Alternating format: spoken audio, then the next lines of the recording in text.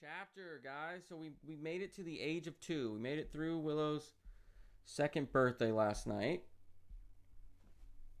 And now the goal is to at least make it to 3. Like, especially with the late start and the fact that we have a game planned after this, I'm not going to set some ambitious goal like kindergarten or something like that, because it took us 3.5 hours last night just to get to the age of 2. So if we can get to 4, that's a dub. But I'm just going to at least try to get to 3 and then see where we're at. What y'all think? Y'all going to help me? Yeah, y'all going to help me. Y'all going to help me raise this kid for sure. For sure. Okay. So, yeah. Me and Chester are actually starting to become friends. Me in real life, I would never hang out with Chester Wilkerson. But, in this world, apparently, yeah. I got to, because our kids like each other. Next chapter. Year 2. Why did you teach her to talk exactly? Okay, here comes the terrible twos. Here they come, y'all. I did it all for the upvotes. Please don't tell me I'm a Redditor in this world. Please, God.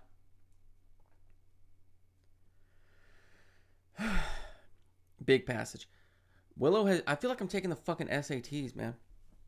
Willow has just been put down for the night, which means you finally get a few minutes to yourself. So naturally, you celebrate being able to finally hear your own thoughts by going online and ingesting the torrent of thoughts from others on social media.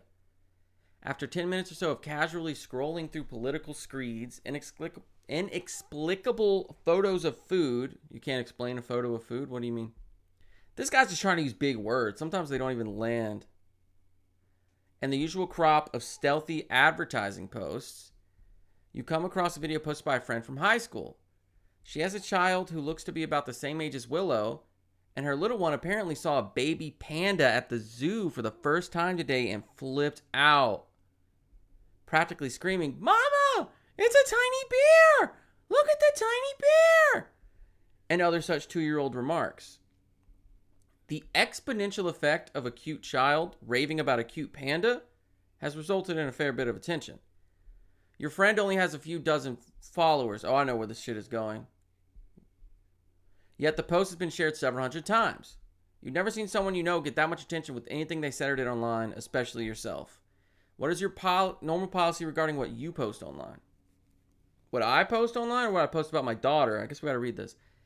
I share everything Willow does. I'm just so proud of my little one that I want the world to know. Probably not that one. With all due respect, it's not y'all's business. With all due respect, she's not going to be on camera. Not for a few years, probably. I'm not, no. If she'll be in my office when I'm streaming, I'll have to, play cozier games or just, control my anger a little bit or put earmuffs on her or something. Yeah.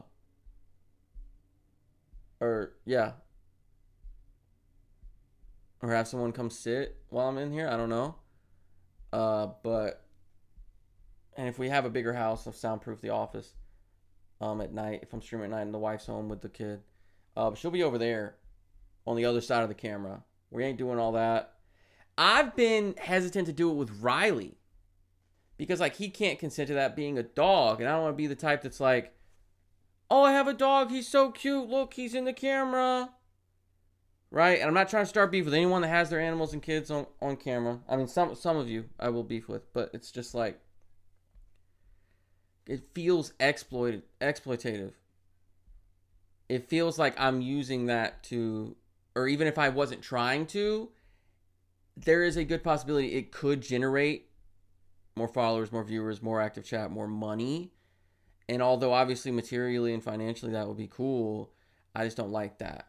And then the next thing you know, I was thinking, because, I always think, well, if I'm going to do this, how would I feel if I was still doing it in X amount of years?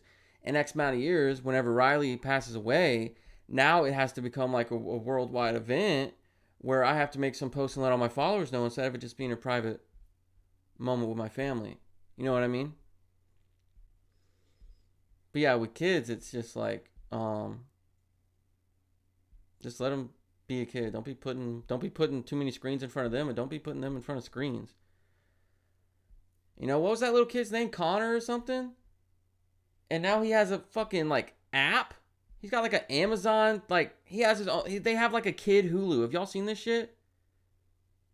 Y'all know what I'm talking about? Sorry, I'm at the hospital with dad tonight, but I need a distraction. I just read that. I'm sorry about that. Hopefully, I'm sorry. Like, is it okay that your distraction is me being a dad in a video game?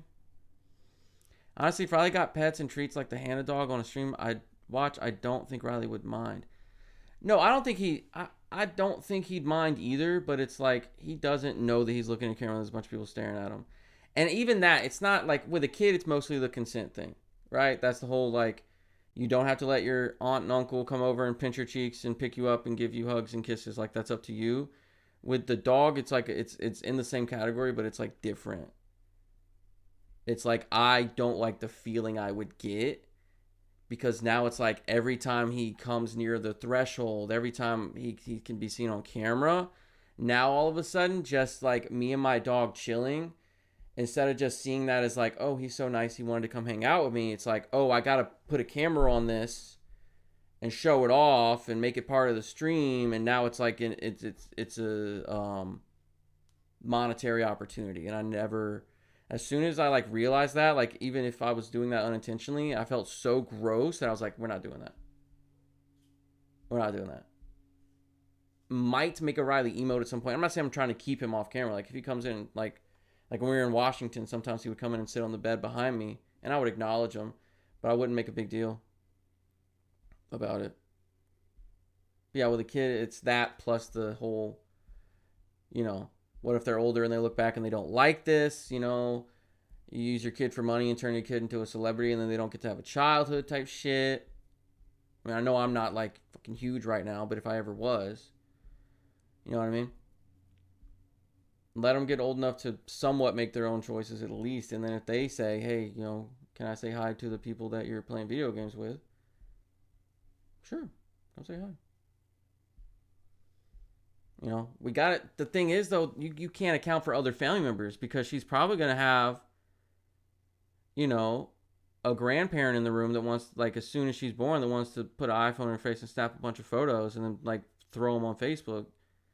So before she's even born, like, you know, we talked about that yesterday. We got to lay down laws early,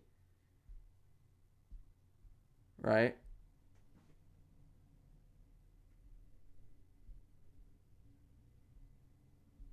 True, I never thought about it like that. If I ever get a camera, a little bit will be on camera, whether I want her to or not. She's stuck in my butt 24/7. Yeah, she loves her mama. But no, it's like Connor's toy chest or whatever. He has a whole like Hulu now, where they've brought other child toy review, turn me into a cartoon, I'm a celebrity now, child stars that don't even know how to divide on and they're just putting them out in front of millions of people to make money off of. It's fucking gross. I haven't read the rest of the options, by the way. I got stuck. Sorry. Yep, and stick to it. I had to lock my mom's Facebook like Fort Knox. Yeah. I feel you on that. Because, like, I understand, like, you're proud, like, you're happy that your grandparents or your aunt and your uncle or whatever, but it's like, I don't like the idea of iPhones or just a bunch of smartphones and cameras being in the hospital room 2 minutes after the baby's born anyway. I don't know why that's a thing. Like, you'll see a newborn that still hasn't had all the fucking, you know, viscera wiped off their face, and there's just a phone this close to their fucking face. Like, can we not? I don't like that. Whenever I see a picture of like a brand new baby, I'm like, why are you doing that? I get like personally, when now, you know, whenever Alexandra has our baby, and it's like she and I are with the baby for the first few hours alone, getting the skin to skin and stuff, and let's say she and the baby fall asleep, I might snap a pic, snap a candid from across the room, she's expressed a desire to have candid photos taken of her, and I feel like that would be a good one. Maybe put it in a photo book, for personal viewing, but not like throw it on Facebook or Twitter. I'm like, look at my beautiful wife and my cute little newborn baby. Give me likes and retweets and make sure to subscribe to my channel, please. You know what I mean? Did you have the first bath for 24 to 72 hours depending on your birth plan? Yeah. Old photos, every photo, including my C-section photos? Jesus Christ. How you became a professional photographer that day? I'm not saying Jesus Christ as in like, C-section gross. I'm saying like taking pictures. But yeah, I mean, I feel that way whenever I see like babies that are turned into like diaper models and stuff, and are just like plastered on boxes with like, and I like saying this sounds as if I'm the one saying that that's what those body parts are and are for. I'm not trying to say that, but it's like just plastering them there with like basically no clothes on, or like bare butt, bare chest out, right? Obviously they're a baby, and like I don't want to say bodies are inherently sexual or anything like that, but I don't vibe with that. If I was a baby diaper model and I grew up and I was like, wait, y'all were letting some stranger take like naked fucking photos of me for money, y'all. Does that sound weird now that I've rephrased it for you? You know what I mean? And you never know. Some fucking freak might be at Walmart. You know what I mean? Smiling as he walks past that aisle. Because he gets to see that. I don't know. Gives me the ick, as the kids say. Doctors kept telling him to sit down. That's funny. He wasn't scrubbed up? A lot of times they'll scrub the dad up. Let him be somewhat part of it. I mean, he's not licensed to like hold any instruments or anything, but yeah. My dad's a nurse, so he got to help with our births.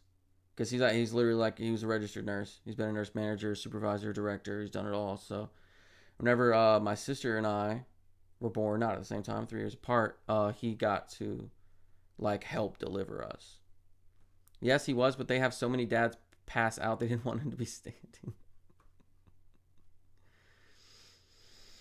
Yeah, I feel you on that one. I'm very squeamish. I have a thing called BBIP, I think, which is blood and bodily injury phobia. When you say, you're like, well, wouldn't anyone have a phobia of blood and bodily injuries? But it's just like, I can't, like, shots don't just hurt. Like, the hurt is the least of my worries. It's like, it's going to make me queasy. It's going to cause a sense of doom. I'm going to have, like, lasting feelings and phantom pains throughout my body from that. I'm going to feel like I'm about to pass out, right?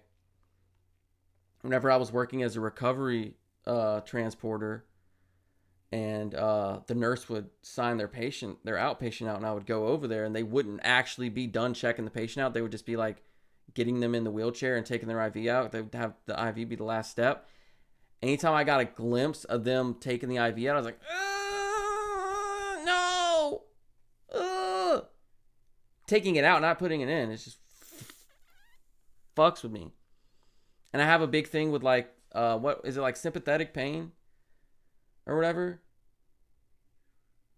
Where it's like, if I see that, I can feel like a needle in my skin. Birth is going to be shitty for you both. Well, I'll just be up near her head and letting her crush all the bones in my hand, probably. I don't see any need for me to be down there in the way of all the professionals.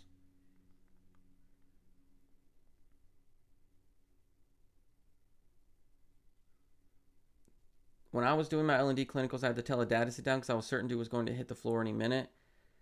I made myself stand up and watch a chest tube get inserted one time, and I didn't pass out. I don't know how I did that. I was trying to like do exposure therapy. She has been trying to push, but they were going to have to convert it. She had been trying to convert into a crash C-section. Oops. And he looked like he was going to lose it. Yeah, I'll be like scared. I strongly suggested he not be the one to go in the OR with her, and she was like, oh no, mom's coming with me. Damn. All right, I guess y'all have probably read the rest of the options. It's time for me to do that now. Yeah. I put a few pictures and stories up and try to avoid anything overly personal and humiliating for Willow. That's pretty good. I post stories about Willow, but tend to avoid pictures or videos. Never know who might be out there. That's a great one right there. Share little stories here and there. I'd still be cautious about that. Like, can it just be... I don't think I would have the brain, and the second that brain, those thoughts try to develop, I feel gross and I go, no, shut it down. You know what I mean?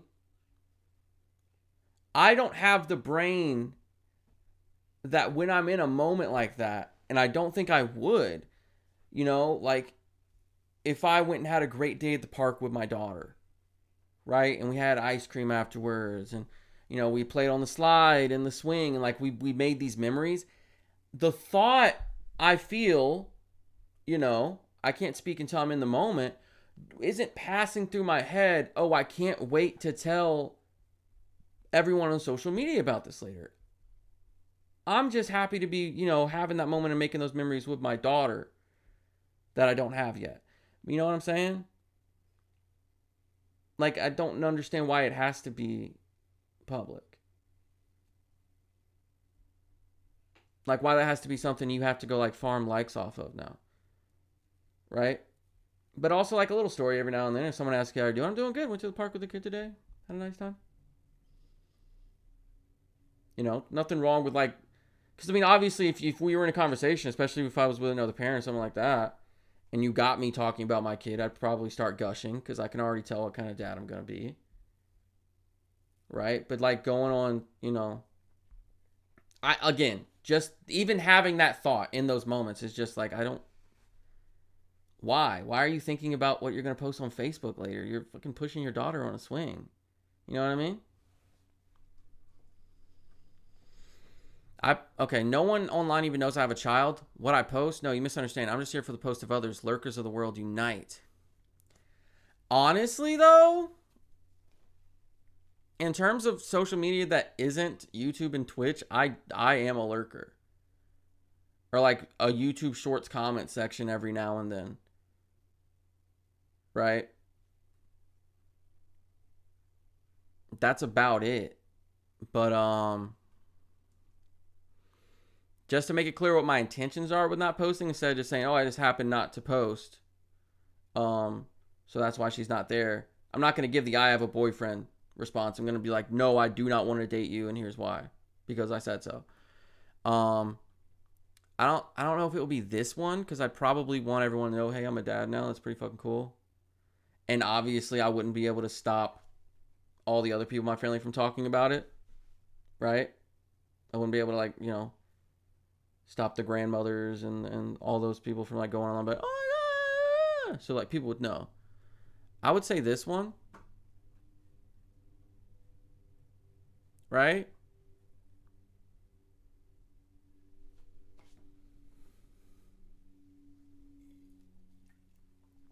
Oh, before we move on, though, you know who really sucks? Autism moms. TM. Not just, like, moms of autistic kids. They will film autistic meltdowns and try to, like, make it about, like, their personal suffering with an autistic kid and just put it on the internet. Like, you're an awful for that. You're an awful person and an awful parent for doing shit like that. But let's move on. What's this? I got him a chair and he sat outside the OR while her mom went in with her. I will be in the OR and your mom will not, by the way, Alexandra. Just so that's clear. Not going to be a crowded OR. It's going to be me and the doctors and you. Promise. I will be in there. I'm not going to be up under the tarp. I don't know why someone would be, like, on that side. Why can't I just... Because they don't have to do anything with your head unless something happens to it. They're all down there. Let me just be up here, you know, having my fucking carpals disintegrated. You know what I mean? It's nice to share small things with extended family. There's that too. You can't see everybody all the time. You can change the privacy settings of your post to where only certain people see it, and make sure certain people don't. You can create groups on Facebook and stuff like that. So if you click an arrow, it says, there's friends of friends, there's public, but you can have like custom, like everyone except, Sharon from work and her 4 kids, right? Not untelling her who can be in there with her. You're funny. I'm for real. It's my kid too. And I know what she would want. She don't want all that crowding. Like, I was just thinking that. Here's the thing. And I'm not going to get disrespectful with it because I'm not trying to be. Alexandra and her mom are very good friends. You see what I'm saying? They are very good friends, and her mom likes to be very involved in her life. And look, W mom. In that regard, there's moms that just ain't there. There's dads that just ain't there. So in that regard, W, glad you love your kids. In a moment like that, this is not like, oh, I have to be part of this part of my daughter's life. No, you need to go sit down somewhere. And her husband can handle it. That's it. That's all there is to it.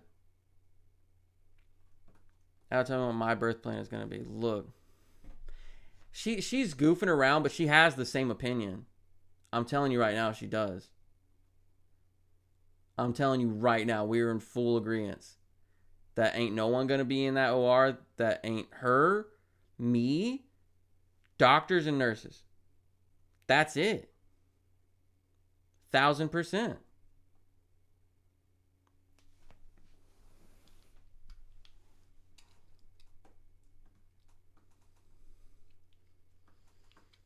Okay. See, this is why this shit takes forever.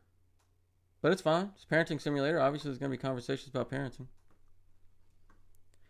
Also, I understand like who's giving birth to the kid, but I don't want anyone to forget that there are 2 parents in that situation. At least in like when one of them, if one of them doesn't fucking leave. You know what I'm trying to say? Like it's both of their kid. It'll be both of our kid. All right? Look like both of us, act like both of us, share both of our genetics.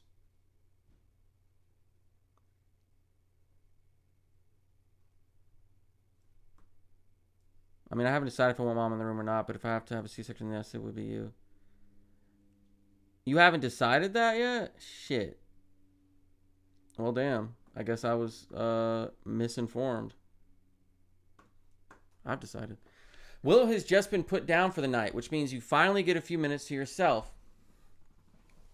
Okay, it came out of my body first though. If we're trying to keep score, I'd rather not. But,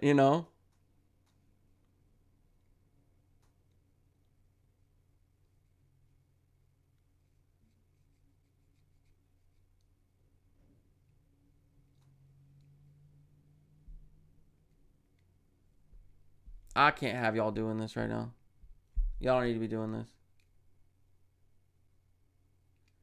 I literally said, I'm going to do I was trying to explain how I'm not going to be like these dudes that stand on the wrong side of the room and get all queasy and nauseous and be like, oh, this is gross, I'm going to pass out. And I'm going to be right next to my wife showing her support. And I'm going to, even with my queasiness for surgical situations, I'm going to put myself in a good position to still get to be there and support her. And I literally said I will let her crush the bones in my fucking hand. And I will stay right there. And now we've turned it into I'm some kind of fucking goddamn Supreme Court justice or some shit. Y'all trying to make me sound like Clarence Thomas now. I don't know what the fuck y'all are on about. I didn't compare it. Y'all are going ham. No, at that point, if she's going to be upset about it, she's making it about her. See? That's what I'm saying. Y'all can't... Nah. We will not have a situation like that.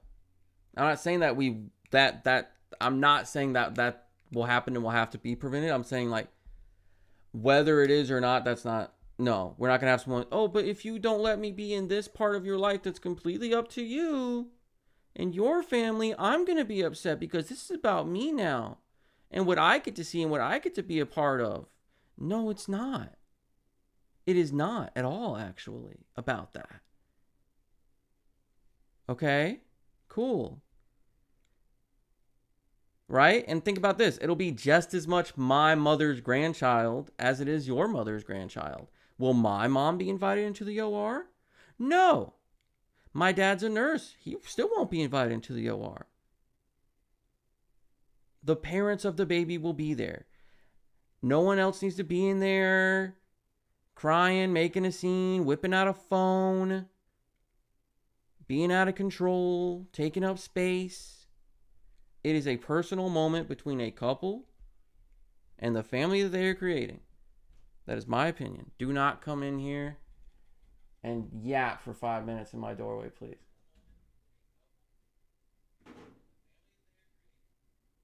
Oh, damn, there's a delay. She hadn't heard me say that yet. Okay. First of all, I need you to open this. Second of all, I've already said Why are we doing this? if it comes down to I have to have a C-section and I'm going to the OR, it's you. It's you. It's only you. But if I'm trying to have a vaginal birth, I may want mom there in the room What do for you need me to? support. What? I don't know if I will or not, but also We're on like the second question. having my mom in the room and having your mom in the room is not the same. It's just as much her grandkid. It is, but it's not about mom. It's about me and the support that I want and who I want to see my very vulnerable body. I'm not saying that Amy doesn't have any business in there. I'm just saying What do you that need me to open? this. Throw it to me. I've been trying to. I'm not throwing this to you. Did you know I looked at the nightmare cart? I was trying to edit that for release, and I timed it out from the moment you walked in and started talking about that Panera soup order, and when that story ended, at least for the time being, before you came back and gave an update. Yeah. 8 minutes. Yeah. I have things to say. Also, I turned that all the way down so that it wouldn't pick up on your mic. So whatever it was that you said that I hadn't heard you say yet, I still haven't heard you say. Yeah, I was on delay, so you didn't hear me say, "Don't come and stand in my doorway for 5 minutes yapping," and you turned it down right before I said that. Oh. Okay. All right. I'm just saying. I don't know if I'm gonna want her in there or not, but if I did want her in there, it would be because I wanted her in there, not because it's my grandchild. I have a right to. Well, be yeah, no, that's all I'm saying. Or like, oh, but I'm your mom and I want to be your friend mom and I want to be a part of this when like you don't. That's all I was saying, y'all. We agree. I wasn't trying to say I'm gonna not allow her in there. I was saying it doesn't need to be up to her. It needs to be up to her. Yes, and that, I said facts. Who's in there? That's what. So we agree. Yes, we are. I never said I'm gonna veto anything. I never said I'm gonna overwrite the mother's opinion or desires. I said it's up to her slash us. I have apparently been misinterpreted by the general public here Nobody said you as saying I don't care if you want her in there or not. She ain't in there. No, nobody said. I'm saying I don't want her, and I'm not saying she will. I'm not making any judgments right now. I'm saying in general, folks don't need to be making that about them and trying to pull, any cards about how they want to be part of this moment because it's not their moment to invite themselves to be a part of. Yes. That's it. Facts. That's it. You're so distracted. You're on the same question and need to hit next. Dude, she's getting pissed. The stream already started at almost 9 her time. She's like, can we fucking get on with this, please? All right, well, let me get out of here and quit yakking. All right.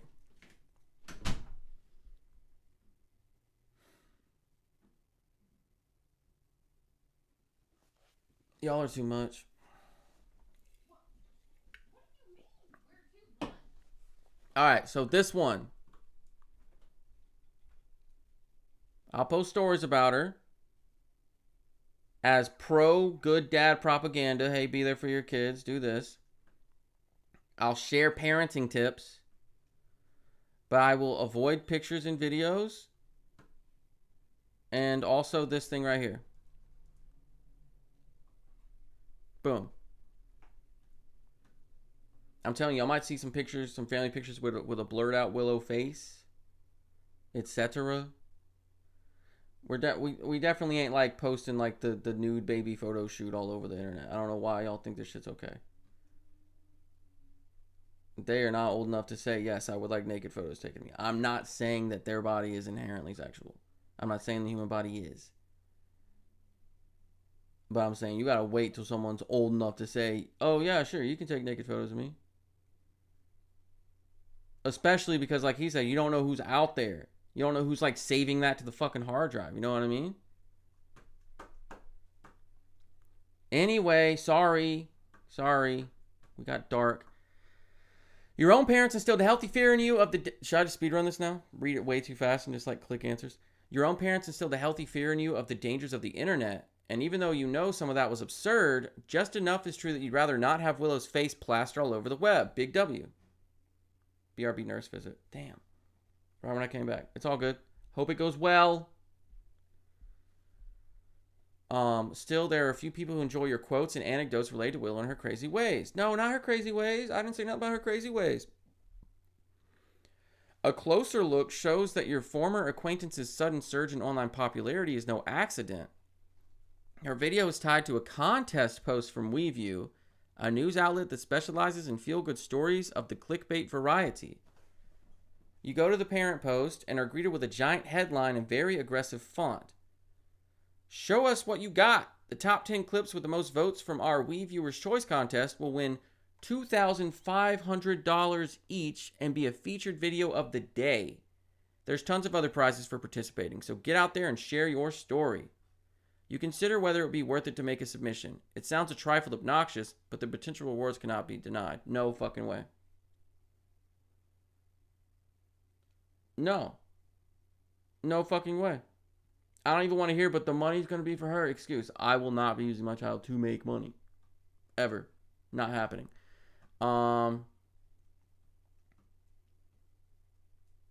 It feels somewhat slimy to do this when Willow can't even agree to it. That's what I'm saying. This is more than just putting a clip of your child online to be seen by people you know. Riley has not had dinner yet, no. And a few you really don't, admittedly, as it would mean potentially making your child visible to thousands of strangers.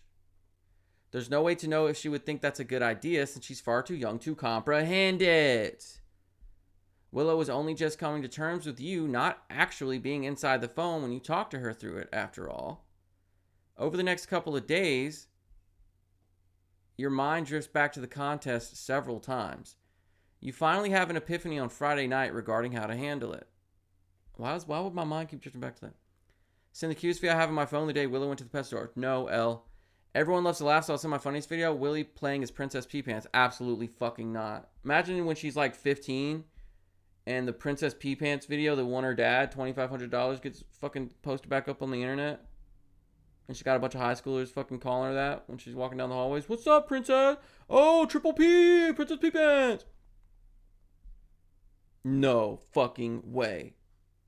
In order to maximize our chances, I think the best bet is to create the optimal unplanned moment video. Fuck you.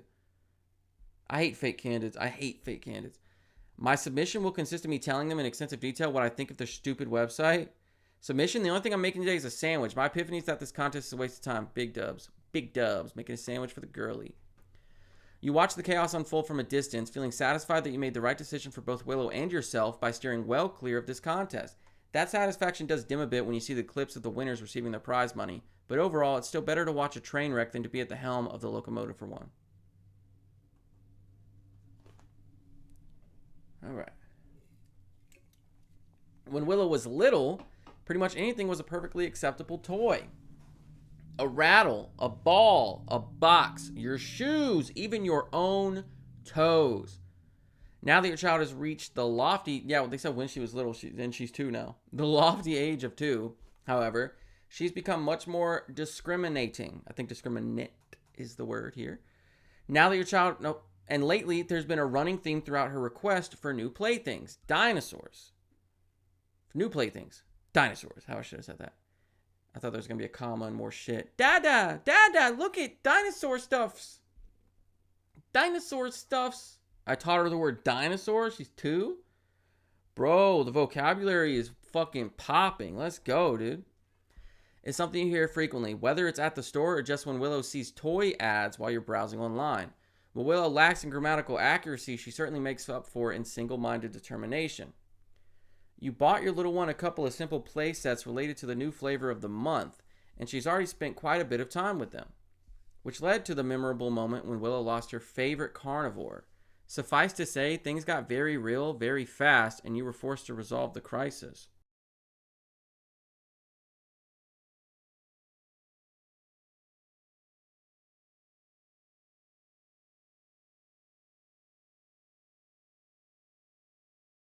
I'm gonna keep it real with y'all. I muted my mic and tried to make it look like I was like, what does that mean? While like stifling a burp, but it was so many burps and they had to be big or they were just gonna keep coming. You know, you gotta let it out. So I kept it muted and just like openly fucking burped. Yeah. We tore the house apart. Oh, she lost. I thought they meant she lost it like it got destroyed for some reason. I don't know why my mind jumped to that. She misplaced it. We tore the house apart looking for the missing toy. We bought a replacement toy right away. I told Willow as kindly as possible that this is why we can't have nice things. Oh my God. The first one, obviously, right? I mean, where else would... Did she go outside with it? I don't think so. Yeah. We looked all over for it and probably found it. It probably was under her bed and I looked everywhere else first. It took far, far longer than you would ever admit, even to your friend Chester. Acquaintance, come on. And longer still to clean up the mess generated by the haphazard search. Oh, when Alexandra got home and the house was just a mess and I was having to sit there like and just goofily explain, well, she lost her dinosaur. And she would have to take a deep breath. I understand that. But okay, so you finally found the culprit hiding in the laundry hamper under a pile of dirty clothes. You always keep a backup of the favorite thing just in case. So I'm just balling out of control in this situation? I just have 2 of each of her... Oh no, just the favorite thing. Still. I'll get her one thing, she'll treasure it, and she'll learn to, like,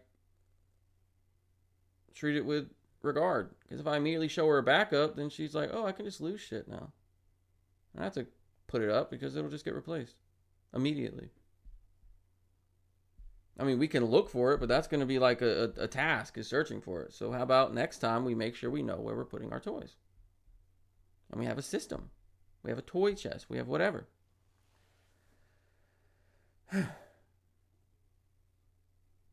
Where was I? Willow insisted she had no idea how it got there, and by this point you were too tired of the issue to press for further details. Reuniting her with her bestest best toy made her so happy. It might have even been worth the massive manhunt involved. Obviously it was. Willow was currently playing with the toy. Nicole kept a pack of flosses just in case, and good thing she did because Zoe lost and she could, yeah.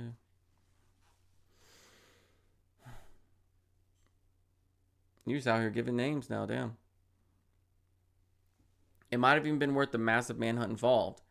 Willow is currently playing with the toy at the center of the maelstrom of drama, and you can't help but feel a twinge of annoyance every time you look at it now. What are you talking about? Morning, noon, and night, Willow struggles to care about anything not related to dinosaurs. Those are the books she has to hear in the morning, the t-shirt she wears at night, and the toys you trip over multiple times a day. In fact, the whole obsession with dinosaurs has you wondering if you need to intervene. No, what the fuck? I'm not wondering that at all. What are you talking about? Why would I? She has an interest. Awesome. Cool. Dope. Love that. Lots of kids like dinosaurs. I don't see a need to make a big deal over it. She'll probably move on to something else by next week. Perhaps I can gently try to get her interested in something else. You kidding? I love seeing Willow so passionate about something.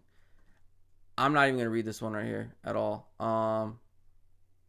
Yeah. Like, what are we talking about? She's too interested in that. She's having too much fun. She likes that too much. It annoys me. She must stop now. Post haste.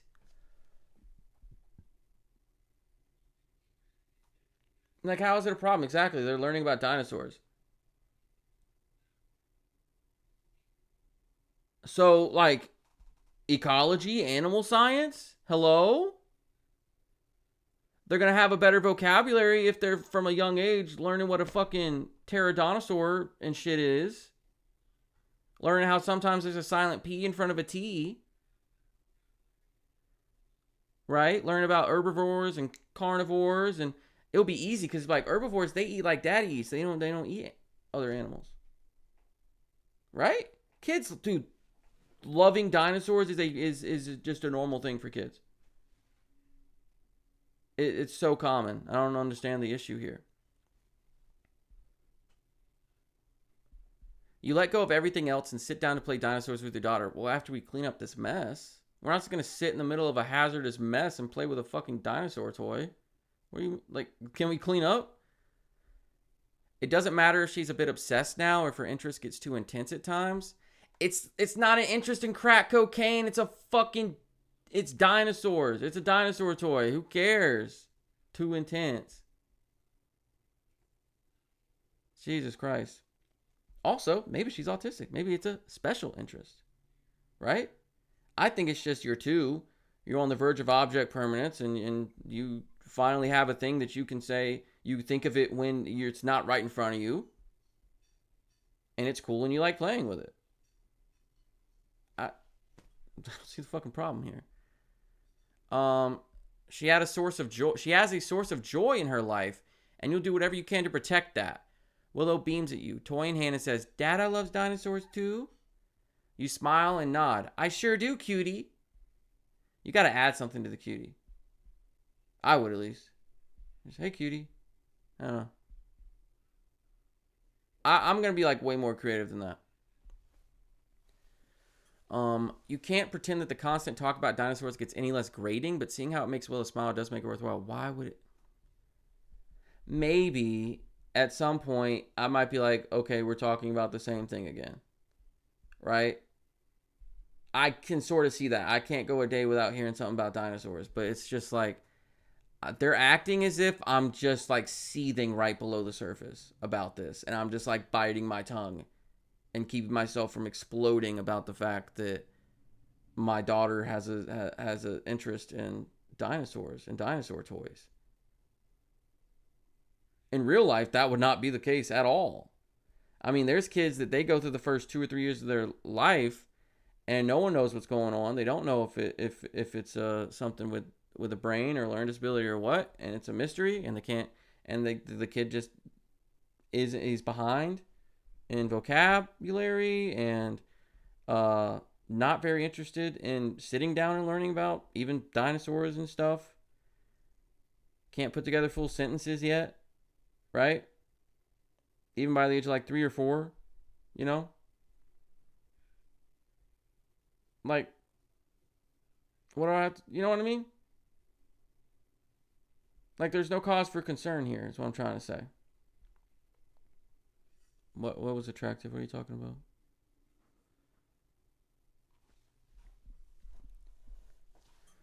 Okay. The battle for bathroom supremacy. Stop talking about everything like it's a battle, please. It's not a battle. There's no battles. You act like they just came into your home one day and started trying to like assert dominance over every part of your life. You created them. It was your choice to be a parent. It was not their choice to exist. There's no battles here. Y'all don't talk about it like that. Diapers. Once it was cute. A bonding experience as you snapped a fresh Pampers in place around Willow's tiny rump while Dawn leaked through the window. But that was a very long time ago. Now, the only thing bigger than the cost per box of the disposable swaddlings is the poops your growing offspring deposits into them. Jesus. God, this makes me burp. I can't stop drinking it. You can tell it's getting close to the time for that ultimate coming-of-age experience. Graduating to the big girl potty. She getting taller. You remark as such to your friend Chester on the phone shortly after Willow has gone to bed. I'm telling you, it was a level 7 code brown tonight. I might be violating the Geneva Convention just by throwing the diaper in the trash can outside. God damn.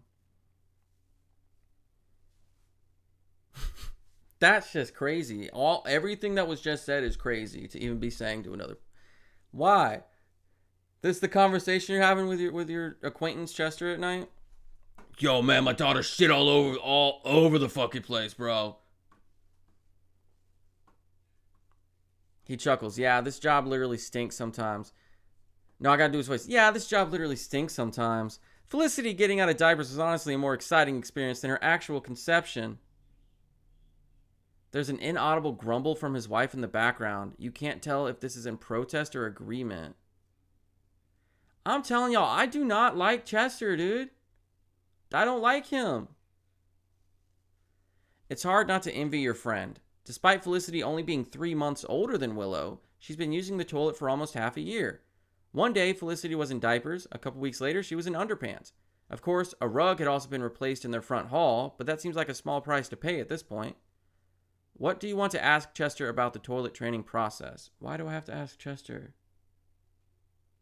Why must I ask him? So how many accidents should I be looking out for when I finally light up this dumpster fire? Rude. What did you use to motivate Felicity to sit on it? Okay. What prompted her to actually get interested in the first place? Okay.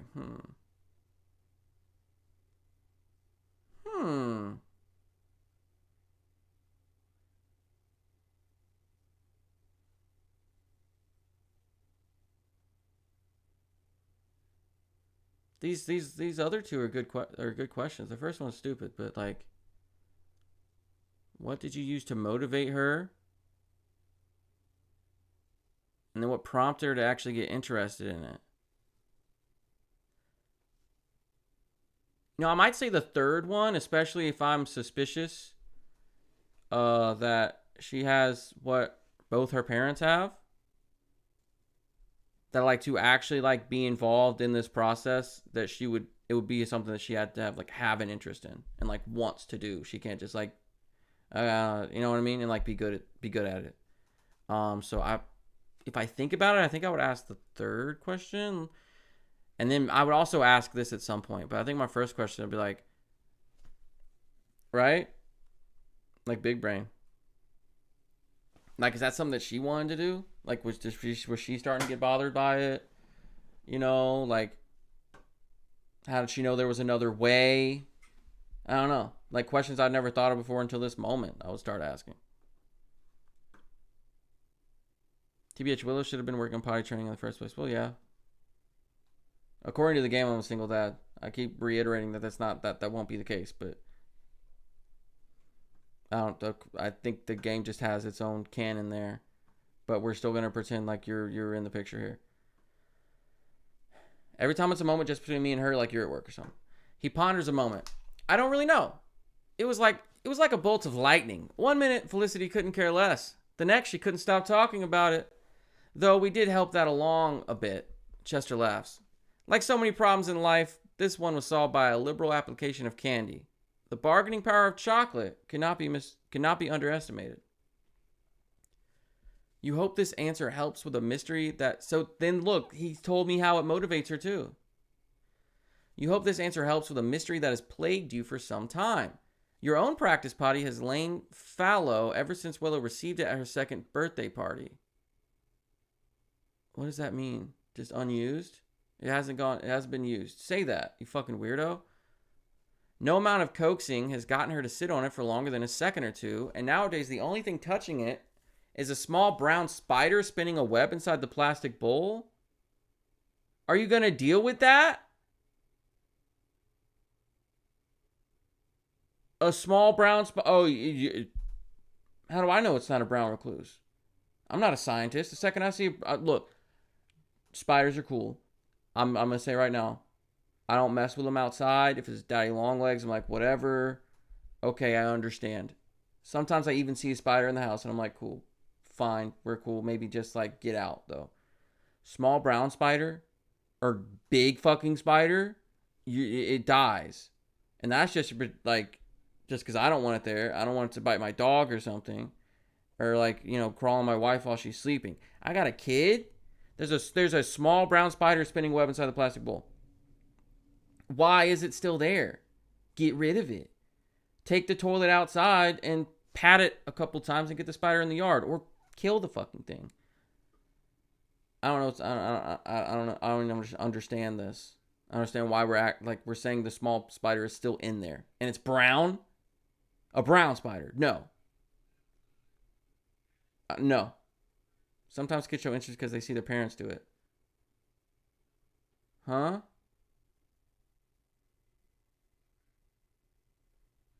What?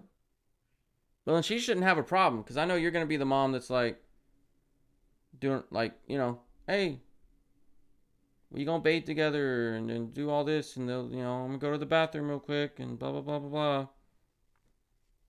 Not saying I don't want to have anything to do with that. I can just tell, like, if that's the case, then she's going to see you doing it from the time she's fucking as young as possible. Y'all are going to have, like, plenty of bath times together and stuff, where you both just get in the bath together.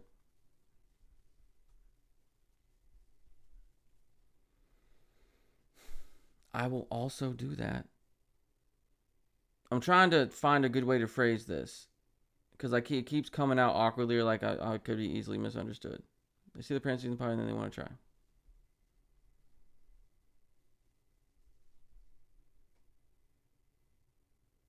Yeah. But do y'all know what I'm saying? Like there's certain households, especially if it's like a mom and a daughter, where it's like, okay, we saw each other naked or we took a bath together. Right? Or like, walk around the house in their underwear sometimes or some shit.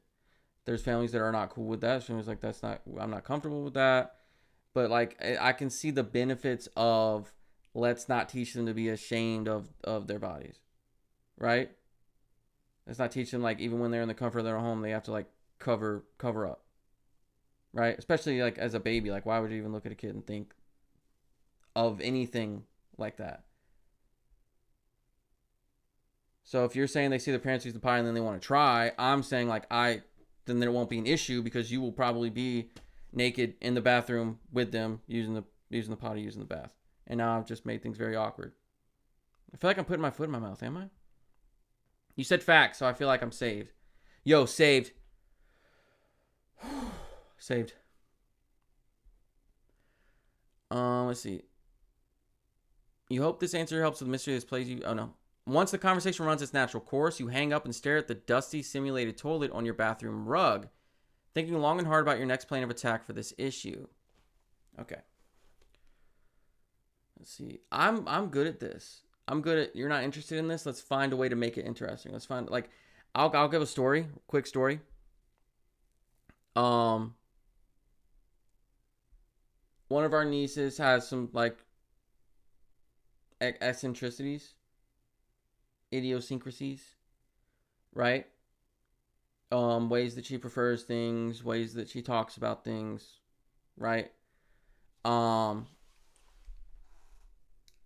I'm not diagnosing her, and I don't want to put her business out there.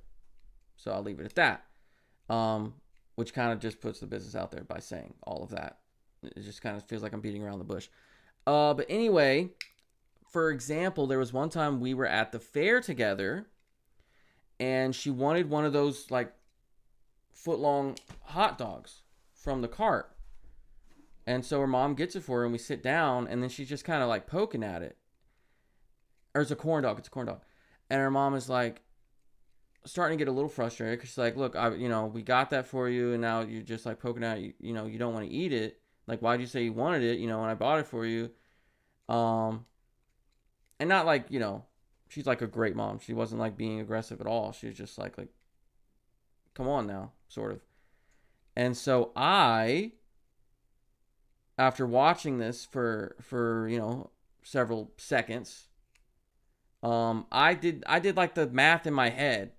You know what I mean? Where it's like, well, no, she did want it. Like, she asked for that, and she said she was sure that she wanted it. Why would she not be eating it right now? Okay, well, we know, there's some things, about her. So I love phrasing everything as awkwardly as possible. It's my favorite pastime. So I chimed in and I asked her directly, because she was starting to get to the point where like she might get in trouble now if she doesn't eat this thing, because we don't want to waste food or money, and you said you wanted this and now you're not eating, and blah blah blah blah blah. You know what I mean? Um, to where I said, if would you um would you eat it if we cut it up for you? Would you like us to cut it up for you? And she literally went, yeah, yeah. And so I went back up to the food cart, got like a plastic fork and knife, cut up the corn dog, and I'm pretty sure she ate like the whole fucking thing after that. We just, got her some ketchup, and she like ate the whole fucking thing. So that's what I'm trying to say. Is in this situation with this toilet, it's like, okay, well, in its current state, where it is, the way I've approached the situation, whatever, the toilet is not interesting to her. It's not enticing to her. She doesn't feel the urge to use it. Okay, how can I make this an interesting subject? How can I get her into this? That's what I'm trying to say.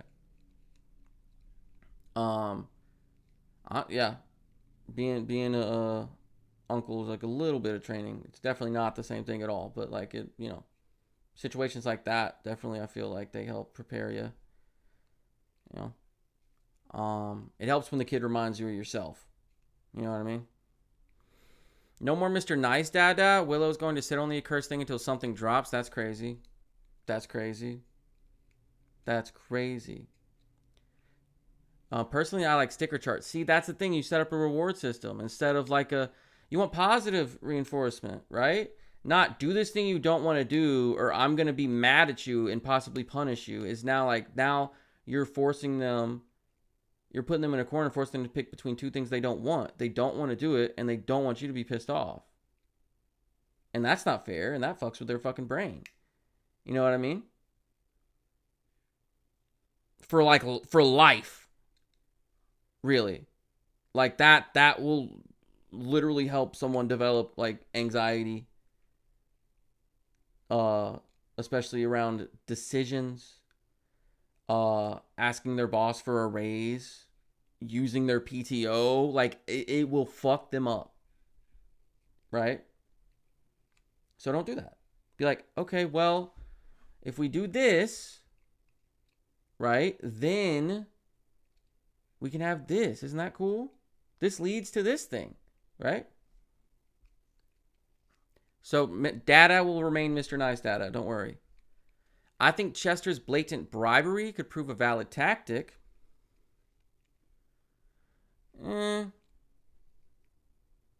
It could, but also like now every time she poops, she's gonna like run in your room and be like, Dad, I pooped. Give me chocolate.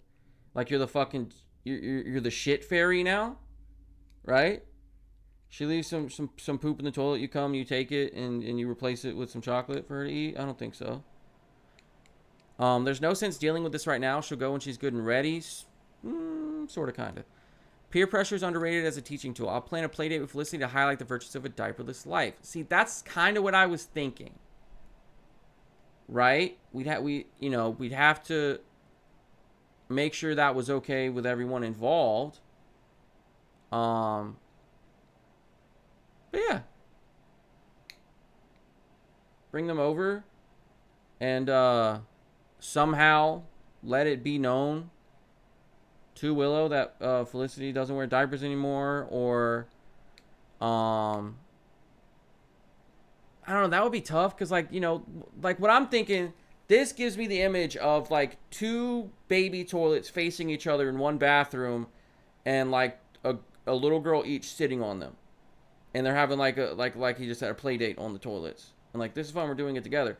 The only issue with that is Willow's gonna see Felicity's dad giving Felicity chocolate in return. And now that's going to be expected of me, right? And we're not trying to do this the way Chester did it. So I don't know about that. But she'll go when she's good and ready. That's also not super true. Until like, I mean,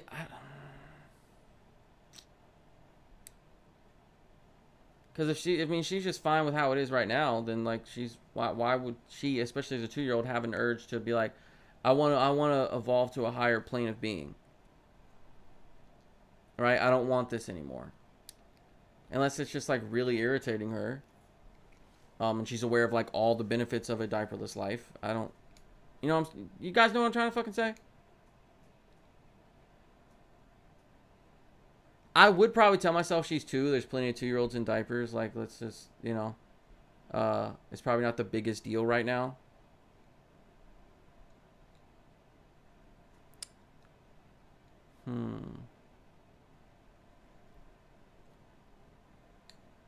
So the blatant bribery comes across sort of as the the closest thing to the positive affirmation.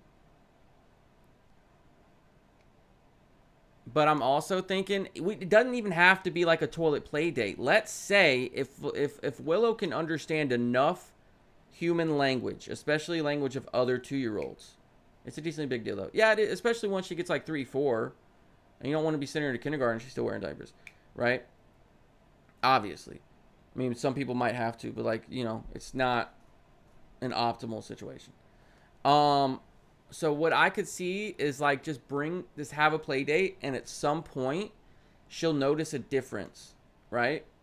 If she's starting to develop her pattern recognition and stuff, like she can tell this is a dinosaur and also that's a dinosaur. They're different types of dinosaurs. Then she can notice patterns and notice differences in things as well, and notice when something is like the same but different. So instead of Felicity having an accident and her dad having to take her in the other room to change her, and especially because she's seen that with Felicity before because they've been hanging out for like a year now, what she will see is Felicity say, Daddy, I have to go to the bathroom. Daddy, I got to use the potty. And then she'll go do that, or she'll ask if she can. She'll go do it by herself. And Willow will be like, what? What's this? I'm curious about this now. It doesn't have to like explicitly be put the 2 toilets across from each other in one room, watch Felicity do it, now you do it, aren't we having fun? It can just be like, wait a sec, that's different. Is that better?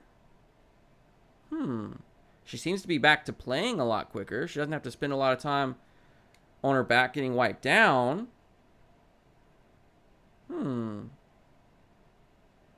Okay, well, I think I have a toilet too. Right?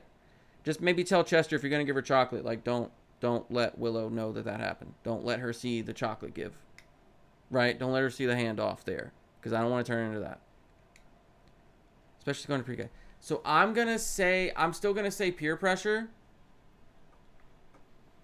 Just to kind of suggest it to her and let it feel like her idea. Let her develop that thought about it instead of it being a demand or requirement from an authority or whoever, like, you must do this thing that is not fun.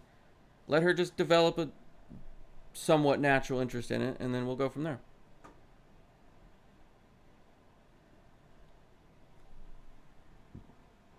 You take both kids to a water park and throw a few observations in there. I fell, but what the fuck? What do you mean you fell? What do you mean you're okay? What are you talking about? Okay, she's all right. She's good. Perfectly fine. I just was not about to be the streamer that like stays just on camera, chilling, streaming, doing whatever when my wife just told me that she fell. Right? You know what I mean? We ain't doing that. So, you take both kids to a water park and throw a few observations in there about how nice it is that Felicity gets to swim sans diaper. How easy it is for others to influence Willow could prove problematic later in life, but for now you say a silent thank you to the porcelain gods that your offspring is so susceptible. By that weekend, potty please has become a regular chorus in your house. And Willow spends much of these excretory sojourns planning out your next trip to Sploosh Mountain. What is Sploosh Mountain? The water park is called Sploosh Mountain? Huh? A couple weeks later, you're floating on Sploosh Mountain's lazy river, and you look at your child beside you in the raft. She beams at you. I want to swim all day with my big girl swimsuit. You smile and nod. For something as momentous as this, who would even bat an eye at dropping $50 or on more water park tickets? Now you're left with a choice of what to do with your remaining diapers and wipes. You donate them to a shelter. You sell them on Facebook to an expecting mother. Why are you selling them, you fucking asshole? She needs them. Give them to her. What are you talking about? I hold onto them just in case. Nah, we donate them. Easy decision. Easy decision. We donate them to the mother on Facebook. Facts. Next. Easy. That was like one of the easiest questions we've answered. Sell them to an expecting mother. You piece of shit. Now you can look forward to stopping every 45 minutes for a potty break. Achieve full potty strain status as soon as possible. That's why she's got a W at the beginning of her name and a W at the end. Double W. That's my girl. We're potty trained now and we like tofu and dinosaurs. W fucking child right there. Best kid ever already. It gives you great satisfaction to gather up and then remove all the diaper-related paraphernalia from the house. Willow trots beside you happily, waving at the large cardboard box in your arms and saying, "Bye-bye, baby pants." Of course, you've only replaced the diapers with an equally large and expensive box of pull-ups to cover nocturnal emissions. Doesn't that mean something else? Yeah, that was a weird way to phrase That's a term we use when 11-year-old boys they have to have the segment in class about why do I wake up anyway. What do you need, babe? I need laundry supplies. Laundry supplies? Yeah. I can no longer reach them. Oh, you can't reach them. Okay, I was like, they're not in here. What do you mean? One sec, let me go get some laundry supplies. Shouldn't take too long. Now I'm gonna throw BRB. Hey, we back. And I was out of the room for more than a minute. So when I do my little editing thing, where I skip a minute at a time to see if a BRB screen or me not being on camera ever popped up, I will see that. Big brain.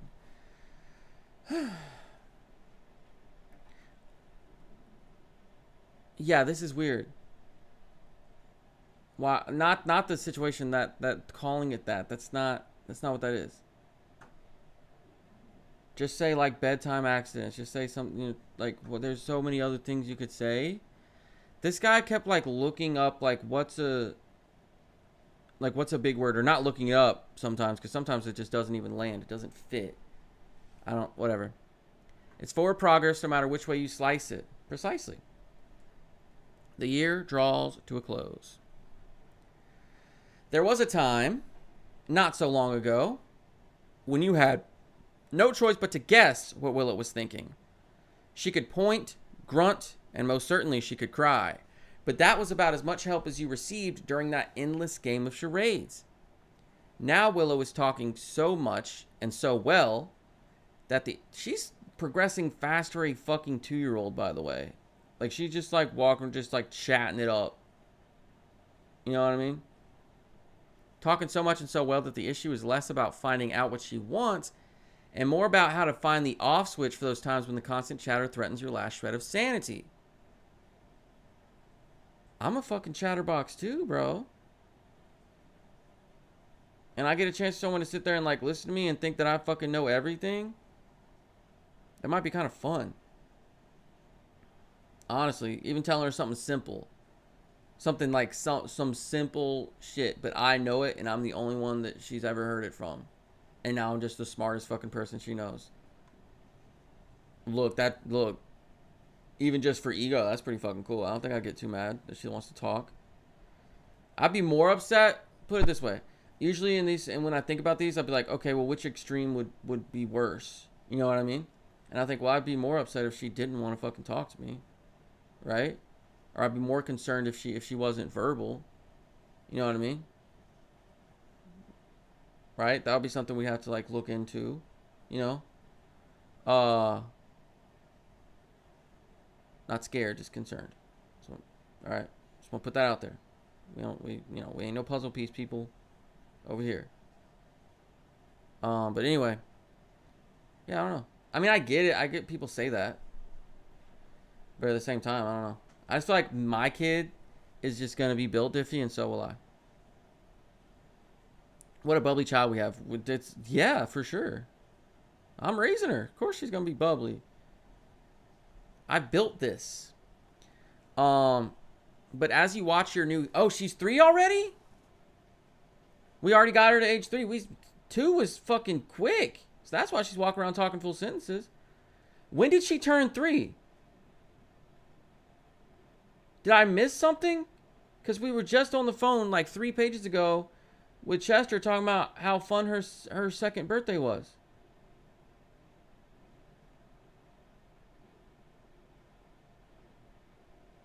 It says new 3-year-old, so she just turned 3. So it's already been like a year. She's 3, damn. We speed ran being 2. We speed ran the 3rd year of her life. As you watch your new 3-year-old sleeping in her highly prized big kid bed, this is the same patch of formula. She's 3, yeah. You consider that as hard as it can be dealing with the chatterbox, it's still great to learn about what she's thinking and feeling. Yeah, big facts. Willow isn't quite a person yet, but she's coming along nicely. Yeah, she done crossed over. Y'all ever seen Baby Geniuses? She's 3 now. She done crossed over. Year 3, from toddler to terror. Stop with this. I don't like this language we're using. Year 3, from toddler to terror. This is actually year 4. 0 to 1. That's what you call their first birthday party, but they were born already. 1 to 2, 2 to 3. Their 3rd year was ended when they turned 3. Once they were 2 years and a day old, they entered their 3rd year. They're in year 4 now. I thought you were going to stop at 3. Yeah, but it happened so fast.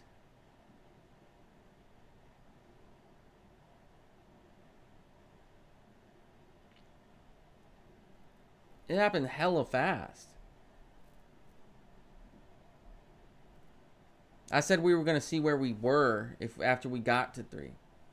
I said we'll see where we are after that. I'm not going to aim for something higher than that, but once we get to 3, we'll see where we are. It's been almost 2 hours. Yeah, but I didn't get on camera until... I didn't start the stream until like 20 minutes after 7 p.m. I didn't get on camera until like 20 minutes after that. So it's really been like an hour that I've been playing the game.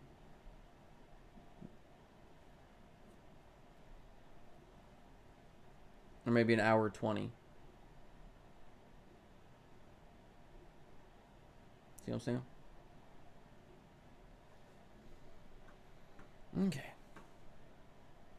Get this from Tyler Terror. Just playing. I mean, we barely made any decisions. The only decision we made was, are you going to put her on Facebook, and how are you going to get her to start using a toilet? That's it. You do. You do you. I'm not telling you to stop. I was just reminding you of the checkpoint. Yeah. No, we reached the checkpoint. I have decided that we're going to keep going and see what happens. Just playing around. Not every memorable instance in your child's life involves big, important events. Sometimes the things that stick with you the longest are the everyday moments, notable only for their perfectly ordinary nature. One such time occurs on a lazy Sunday afternoon when Willow is 3. She is fed, rested, and full of energy. And for once, there's nowhere to go and nothing urgent to accomplish. The day still stretches out before you, full of possibilities. What will you do? It's open-ended? With like 8 options? Let's go. We play a board game. We go outside and play. I ask her what she wants to do. Sometimes that works, but sometimes you want to show them new things, right? They only know about the things that they have seen in front of them. You know what I mean? So like, you can ask her what she wants to do. That's perfectly fine. But also a lot of the time you want to like introduce her to new things that she will also want to do more of in the future. I look at my handy dandy educational activity book for some suggestions. We don't always got to be learning. I mean, it's important, but like we can also just be a kid and have fun and still just learn naturally while you're playing around. I don't know if I need all that right now on a lazy Sunday. We cuddle up together on the couch and watch some TV. I read to her as much as she wants. Ooh, okay. Let's see. She's full of energy, though, so that's going to be a lot of reading. This isn't like bedtime reading. This is like we're pulling out a book, but like I very much look forward to like reading books and showing my kids like the same books I read when I was a kid, you know, stuff like that. Not trying to like make a clone, but like stuff from my childhood that like a lot of times I went and found myself, like or got from my parents, but like a lot of times it's like the things I remember that I was really interested in, that was like something that I discovered usually. I remember them being beneficial. I give her some space to play with her toys. That's a good one. If there's nowhere to go and nothing urgent to accomplish, and she can be trusted to do that safely. She's just chilling with her toys. I think that's cool. I might do that one. Like if I'm just chilling and she doesn't. Yeah. Honestly, if she's cool with that, we get some chores done. Shut the fuck up. You're not gonna. No. I mean, unless like we're gonna put your toys back in the toy chest, but like just in general, like making a 3-year-old do chores is kind of crazy. Independent play is important. That's what I'm saying. That's why I'm probably gonna say that one. Right? I ask her what she wants to do. Well, she's doing it. First of all, but also like you do want to introduce them to new experiences, but like by the time they're 3, you've probably done a lot of that. You've taken her to the zoo, you've taken her to the park, you've done all this stuff. We've been talking for the last 3 years about how it's like you feel like you don't get a break, even though it's all fun and it's all worth it. If she's fed, rested, and full of energy, but she's not spending it like, crawling all over you and asking a bunch of questions, right? She's just playing by herself, sure. Yeah. And then she can learn how to be okay just being by herself. And then, she grows up and she's not,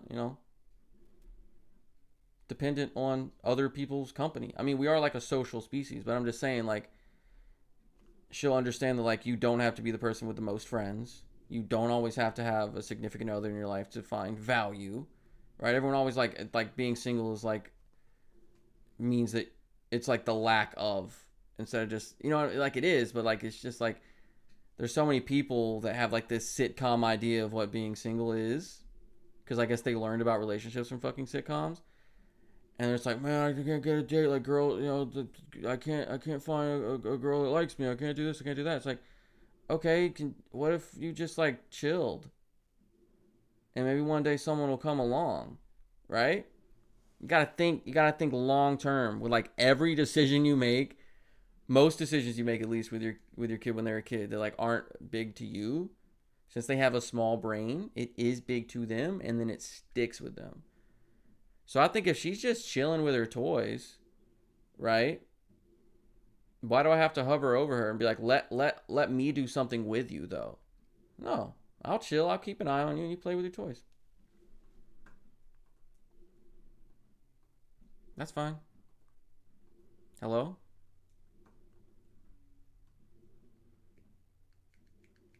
Now, if she wants to play a board game, we can do that. But again, if she wants, like, she can ask, or like, I'll be able to tell if she's bored or some shit. She's playing with a toy. She's already doing something. That's cool. Being a little person means spending a great deal of time being subjected to the whim of your parental overlord, going hither and yon without much say in the matter. You can think of no better way to celebrate a day free of responsibility than to let Willow have a chance to really be in the driver's seat for a few minutes. W, Dad. You sit and watch, marveling at how fascinating the stories are that a 3-year-old mind can conceive for the interactions of a few simple figurines. Yeah. Imagination. We picked the best choice, bro. I'm going to be the best dad. Eventually, Willow does tire of the solo experience and turns to you. I told you, as soon as she gets bored, she's going to turn to me and ask, what do we do now? She's going to let me know that she's bored. Yo, I pre-fired this. What we do now, Dada? The day still stretches out before you, full of possibilities. Now what will you do? I could teach her how to play chess. Me and her mom could play it in front of her. I could read to her. Right? Since we're doing the imagination thing, I think maybe we stay in that space. And maybe I read to her. Maybe I read her some some Roald Dahl or something like that. Right? Something simple, but very imaginative. Bunch of goofy words in it. Maybe some Dr. Seuss. Hey.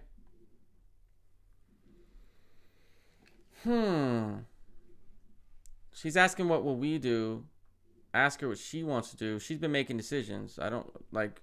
She was in the driver's seat. Now she wants me back in the driver's seat. She said, I made the decision for myself. Now I want you to pick something. So I asked her what she wants to do. We're going to be sitting there going back and forth the whole time. She said, I don't know. So let me find something fun to do now that she's not having fun with her toys anymore. I need medication help soon as she's going to start prepping for bed. Okie doke. I'm thinking either board game or read to her.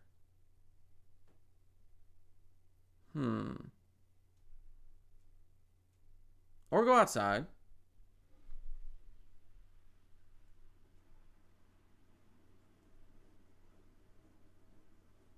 But I'm thinking I'm probably going to read to her. I'm going to say I'll read to her.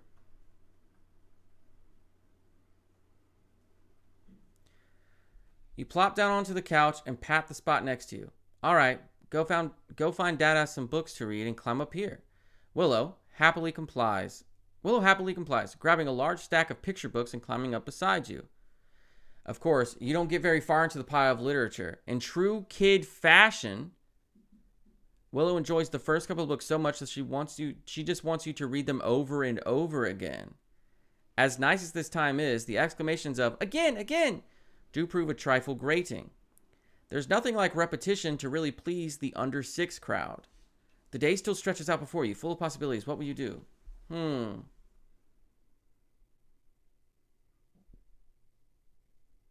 What would my response to that be, though? I would pretend like by some magic the book couldn't open again once it was read. For like a certain time limit. Oh, we read I can't open. Guess we'll have to read this one now. Sorry, Fantastic Mr. Fox won't open anymore. I guess we got to read James and the Giant Peach. You know what I mean? Let's see. Okay, so she still wants to do some things. I think now we play a board game, and if she still has like a bunch of like energy, then maybe we go outside. Right?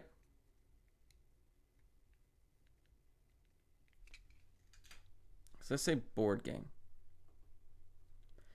Willow is definitely still too young to grasp something like chess or backgammon. My 3-year-old will be able to play chess. Just not. She's going to be built diffy. Trust me. But she has proven fairly adept at handling the simplistic rules of Candyland. Yo, Candyland. I forgot about Candyland. Candyland is a fucking awesome game. We're definitely going to have Candyland, come to think of it. Yeah, for sure. After a few minutes of trekking through Lollipop Forest and Gumdrop Mountains, Willow is nearly to the Candy Castle. She's about to beat me. You're reaching for your next card when you accidentally knock over the stack. While you pick up the cards, you realize the next one on the deck after your current card is the dreaded Mr. Mint. If Willow gets it, she'll go back to almost the very beginning and likely lose the game. She's distracted for a moment, so you could try to slip Mr. Mint to the bottom of the deck to spare your child a little bit of crushing disappointment. So here's the options. Fair is fair. I leave the card where it is and let the chips fall where they may. Or I remove the offending card. No sense ruining our perfect day with a tantrum. I don't like the second sentence and saying that she's going to throw a tantrum and ruin it. That's not how I feel about it. But, you could just say a player saw a card in the deck. The rule is that card needs to go to the bottom of the deck. We're not supposed to have knowledge of what the cards are. Right? Also, if I knock them over, that means that might not have been the next card in the deck. That might have just been, you know what I mean? Like, how badly were they knocked over? Were they just like on their side? You could tell that was the second card. It's a fucking Candyland game. She can learn about, like, you actually have to win to be the winner, like, at another time. We can teach that another way. I don't think this is a big deal. I have 100% in Uno games with my nieces held on to cards that would like get them to draw and let them not win, or I would win. I've drawn like when I had the card. I've done this a couple times. So because they especially the one that likes to sit next to me has her cards fucking fanned out. You know what I mean? I'm like, oh, she has a green 3. There's a green 7 right there. I got Uno and I'm holding on to a green 2, or I have like a green skip or something like that. I don't know. I gotta draw a card, or there's like a blue 7. I have a green 7. She has a green 3. I will purposely put down the green 7 and let her win and be happy, especially if she like lost the previous round and was unhappy and was like sad about it, but got over the sadness even though she didn't want to play anymore, came back into the game and wanted to play. So she already learned the lesson. You know, it's about having fun. Like, you lost, but you came back. Here's, you know, so it's not. No. She can win. Absolutely can win. Sorry I had to scare her dad. I'm sorry about the scare. I assume since you're just calling it a scare that he's all right now. I hope so.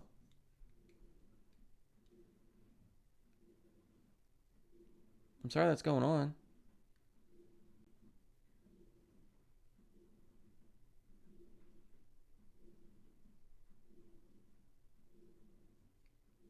You know, you don't got to be here, but we appreciate you being here. And we hope that even though we're talking about me being a dad and having a daughter, that like this is still somewhat of a good distraction, catharsis, stress relief, whatever for you. Right now we're on the decision as to whether or not we let Willow make it to the end of the Candyland board. And I think it's an obvious yes. You can pull out, like, I don't want to do, yeah, no. Let her win. I just don't agree with this. Right? Because she has a little baby brain. Like, that's what you got to think. Like, when you're older and you lose a board game, and some people still fucking freak the fuck out. But, like, you know, a well-adjusted human being would go, damn, you got me, right? Oh, shucks, I didn't win. You know what I mean? Do not bring up how I act when I play multiverses right now. This is not the time. But in a kid, the same exact emotion, they are small. It's the same size in a smaller body with less understanding what emotions are. They know positive emotions, negative emotions. Yeah, they're going to cry when they fucking lose Candyland because she was almost at the end. That's very frustrating, right? When I'm playing fucking Chain Together and I finally get back to my fucking PB in the fucking box and it takes me up to the fucking city and then the goddamn floor falls out from underneath my feet while I'm on a rant and I fall all the way back to the bottom. And yeah, I end stream immediately without a fucking word. Yes. So yeah, no. We're not doing all that. Doing something that you know is going to lead to her being upset just so she learns some fucking kind of lesson. About how, what would the lesson even be? You don't get to pay trophy. You can't just let you win. It's gonna be more gratifying when you beat me fairly. It's fucking Candyland, dude. It's Candyland. Do you understand, my man?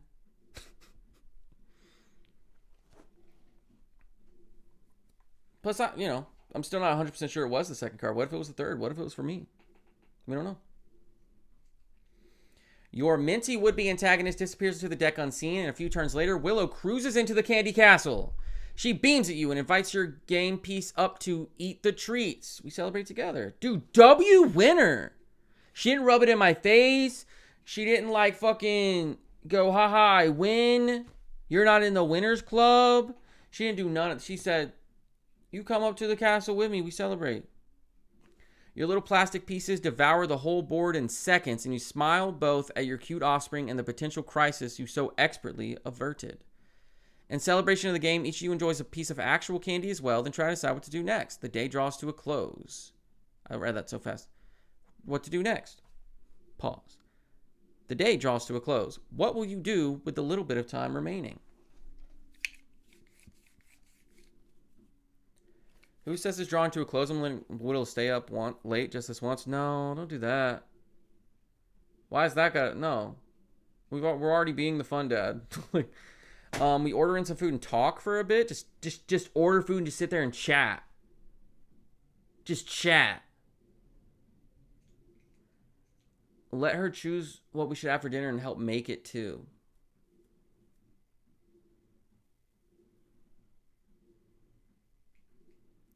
See, but she's fucking 3. She's gonna say, well, can we just have more candy? I want ice cream for dinner. Right? You know what I mean? I say we can order in some food and just like sit here and talk. Right? Just chill. You like the dinner thing? I like it too, but like it's not saying specifically you're giving her choices, and you got to be careful with these questions because like you could say something and it'll just go very literal or very like something that you didn't mean for, like you didn't know that's what it meant when you selected it, and it could literally be like I let her choose what we should have, and then we make that, and then it's the same thing as I let her stay up late. Yeah, I let her have fucking ice cream cake for dinner. So I'm trying to be careful here. I think we can order in some food because like that could still have her input. What would you like to, I'm thinking about this. I don't know. Because I know the first one is teaching her a skill. That's what I'm seeing though. It's like helping her learn how to cook.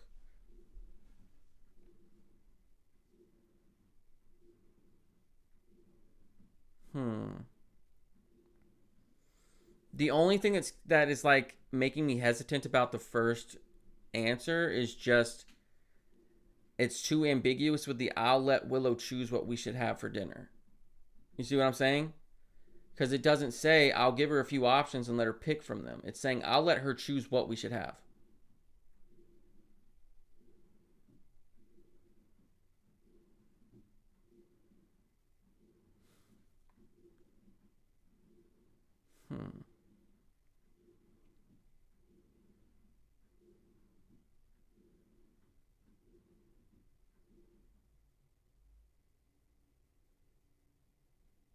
Fuck it, we're gonna go for it and see what happens.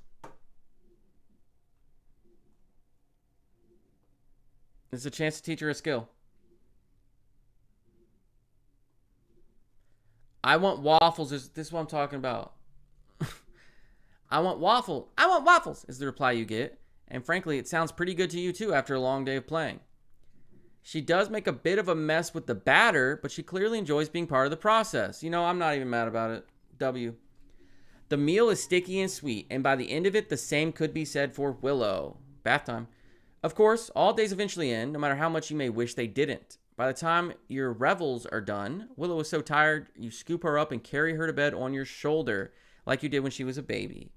You tuck her into the covers, and before you go, you ask Willow, what was your favorite thing today? I'm 100% going to be the like, what was your favorite thing? I do that when we go see a movie 5 minutes after it's over. Like with my wife, I do that after everything. If she watches one of my videos, if like she watched the stream and I go in the other room, like when it's bedtime or whatever, I'll be like, what was your favorite part? Let's see. She yawns loudly, rolls over and mumbles, "Ah," or mumbles, "Ah." You smile, shut off the lights, and she falls asleep.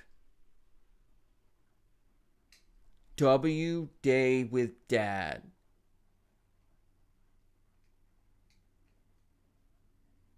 Yo.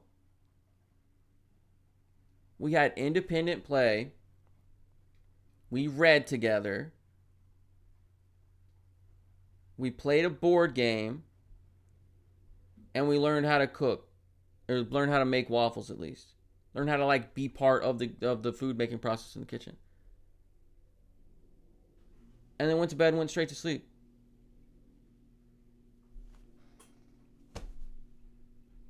Yo. You did see moving early. You just asked. Jesus Christ. We got the floor vents that they like to like crawl up in whenever they don't like the weather. Damn. Well, I'm glad you got them. All right, premature education. What do we mean by this? Baby, you ready to get in bed before I click this? Should I come help you first? Like, are you like ready, or is it like I got a few minutes to answer a question like this? And now I'm gonna have to wait 20 seconds because apparently y'all are on some kind of delay. I just put the quilt back on the bed too. You have time. Okay, cool.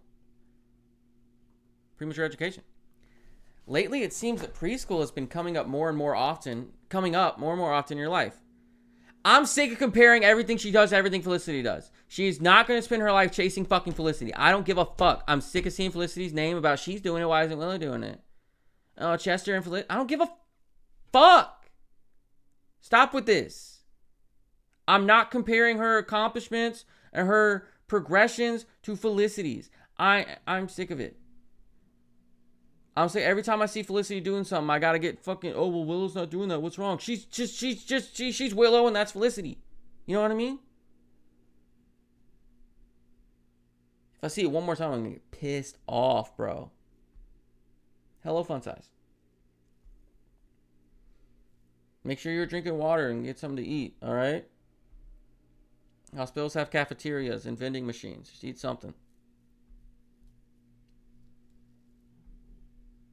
That's what I'm saying. Like, yes, preschool, yeah, but like I don't want this lifelong comparison between her and Felicity. Oh, Felicity's doing this. Why can't you? Fuck Felicity. Fuck Chester. Stop thinking like that.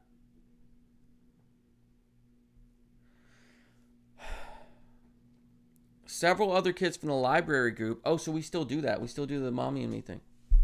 From the library group have also started enrolling in various academies in your area. Sorry, I hit my mic. Academies. I'm 3. I don't go to an academy. What do you mean? The unintended peer pressure has you wondering if it's time for Willow to take the preschool plunge. Thus far, your educational efforts with Willow have involved rigorous no flashcard drills. No, I'm good. Why would I be doing flashcard drills with a fucking 3-year-old? Honestly, I hated those kids in class. Because they're getting A's, but the second that the A comes in, they forget everything that was on the fucking test. And I don't know if it was envy that they could do that, and I wasn't able to learn things without like being interested in them and absorbing them, and they were just able to like memorize things and get A's, but like, or if it was just my ego protecting me or what it was, but I just had this feeling. I was like, I'm still smarter than you. I don't care. I don't care that I got a fucking 75 and you got 100. I know that I'm smarter than you. I just don't give a fuck about this, and you were somehow able to just do the test off memorization. You still didn't absorb the info.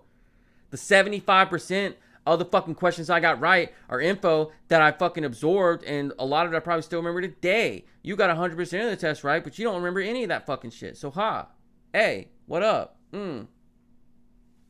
So yeah. What now? Anyway. Thank you, I will. I'm weird. I love flashcard drills. Oh shit, well JK then. No, I'm not shitting on them. I just went off on a rant. I meant like in class when I would see someone doing flashcard drills and then like their performance, like they would be praised as a student for like getting good grades because they had good study habits for memorization purposes, right? Where we should be focused more on teaching kids in a way that keeps them interested, in which they can absorb the information, find it interesting, and expand their curiosities. And they can get good grades that way. You know what I mean?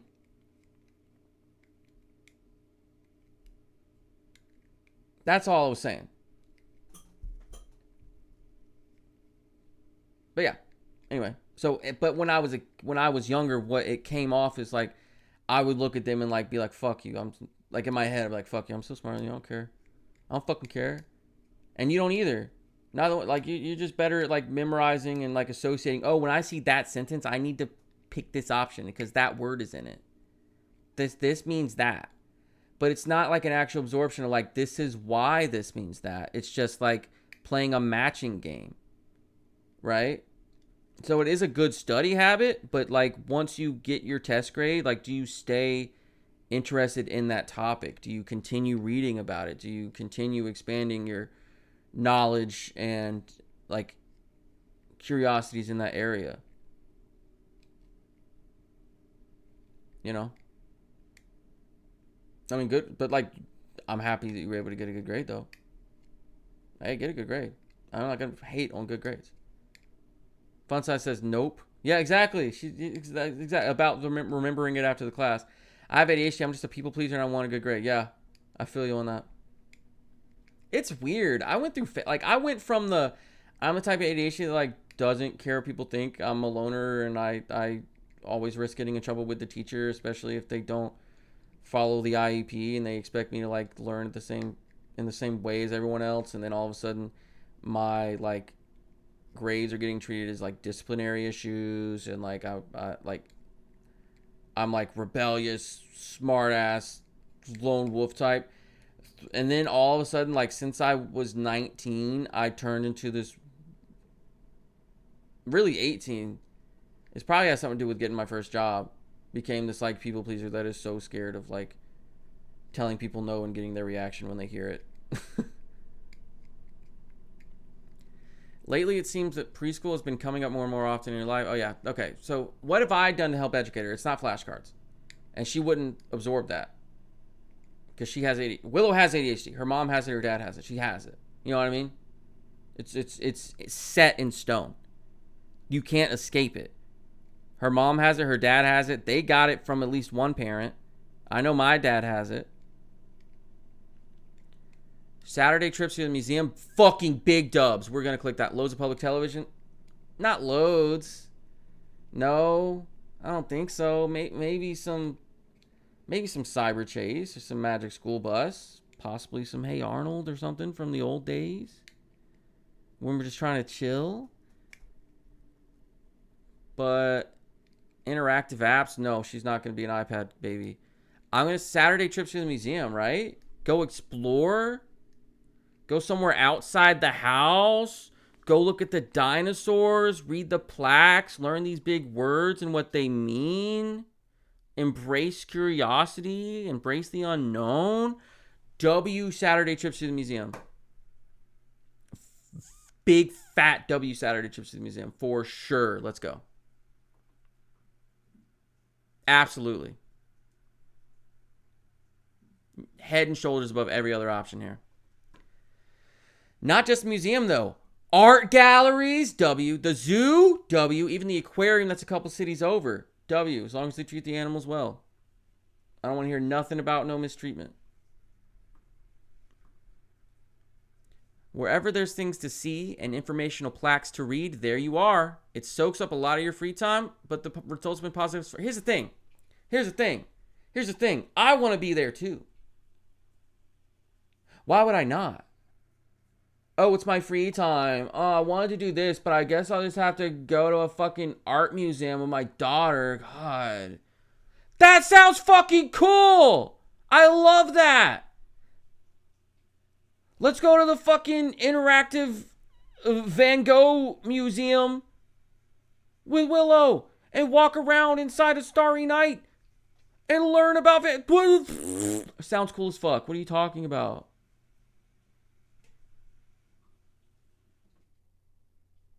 Let's teach her that art can be art even if it doesn't look like something in real life. That's a different type of art. There's abstract art where you can just paint what's in your head. You have thoughts of red and purple and yellow and all these different patterns. You put them on the fucking canvas and you made art. It doesn't have to be a tree. It doesn't have to be a church. It doesn't have to be a back road during the autumn. It could just be splashes of color and self-expression. Fucking W. And this is going to be real life anyway. Like my wife and I, those are just dates that we have. Or anytime like we go somewhere into another state or something like that. Like okay, where's the closest like zoo or some shit? Yes. Soaks up a lot of your free time. We're doing the free time. This is the quality time. Like time that would be spent doing what else? Especially what else of more value? Like what? I don't understand a lot of this phrasing. I don't know. Anyway. Willow even brings up the subject of schooling herself one day. As you're returning home from a library playtime. I go to school, Dada? Yeah, because you know what? We've been going to guess what they have at the aquariums every fucking day. A bunch of kids coming through on a field trip. learning that shit together, playing around while they're there. You know what I mean? And just she gets excited about learning, going somewhere else outside of the house and learning new things. What does that sound like? It sounds a little bit like school, right? W parents. W parents. You will fuck up it. Please don't fuck up the aquarium. You're taken a bit off guard as she's never mentioned it before. I really don't know. I don't really know, sweetheart. Do you want to go to school? A little head shakes back and forth emphatically. No, no, no. I like home better. Oh, shit. I should have said one day. Do you feel like that could be soon? Is that something you... I would still come around asking her if she wants to do that. But I don't know. I wouldn't say I don't really know. Huh? Your dad, you know everything. What are you talking about? I'm kidding. Own up to mistakes. Apologize to your kids. Let them know that you do not know everything. It's good. It's very good. It's great. It's one of the best things for a child's development and turning into an adult. Okay? But anyway, nothing more is said about the matter, but it rattles around your mind the rest of the day. After Willow is asleep for the night, you decide to do some research about potential school options. And trust me, there's no shortage of them.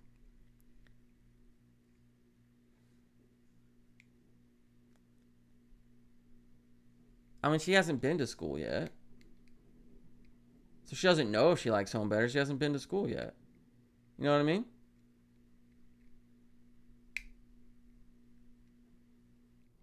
Trust me. Okay. I don't know. But if she learns a different way, I mean, we could, in her developmental years, look into like, you know, Waldorf or Montessori type schooling. Right?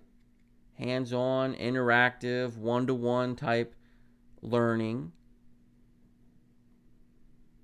It's cool shit. It's cool. It's good stuff.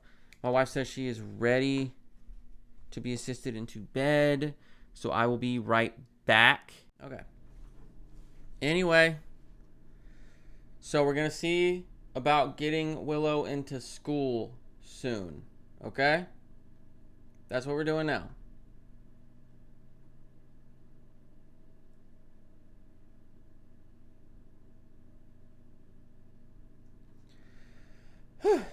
God damn, these passages.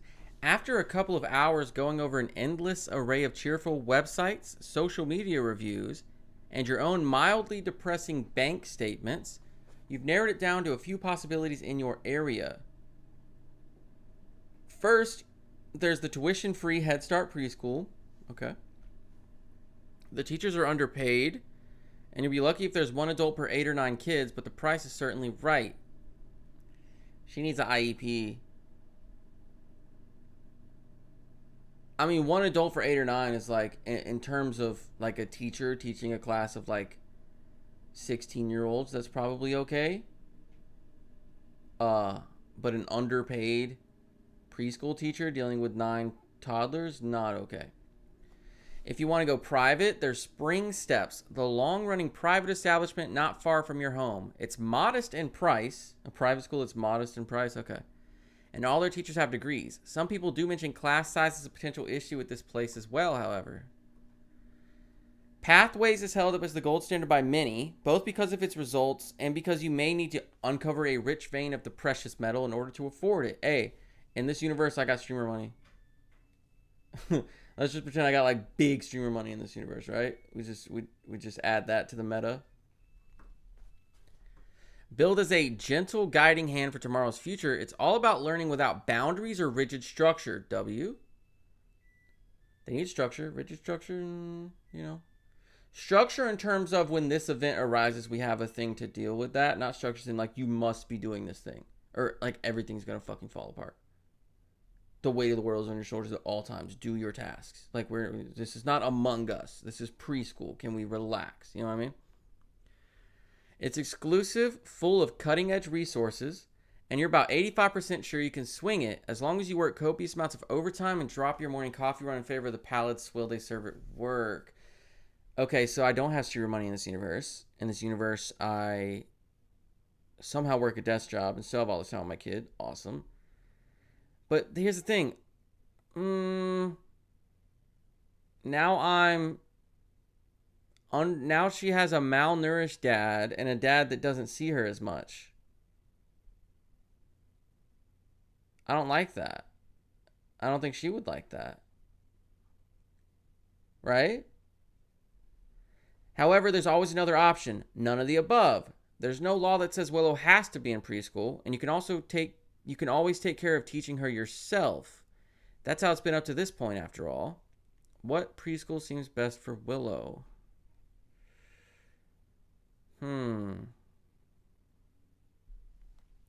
This isn't fair. These are all bad options.